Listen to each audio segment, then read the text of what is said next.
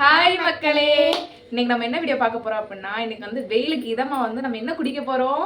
சர்பத் குடிக்க போறோம். சர்பத் தான் குடிக்க போறோம். பயங்கரமா வெயில் அடிக்கு. எல்லா ஊர்லயுமே வெயில் பயங்கரமா அடிச்சிட்டு இருக்கும்னு நினைக்கிறேன். இன்னைக்கு வந்து நம்ம வந்து சர்பத் தான் குடிக்க போறோம். அதுக்காக நம்ம எப்பயோ வாங்கி வச்சிருந்தது, பட் இன்னைக்கு வந்து யூஸ் ஆகிக்கிருச்சு. ஒரு எலுமிச்சம்பழம் மட்டும் கடையில் வாங்கி இதை வச்சு இன்னைக்கு குடிக்க போறோம்.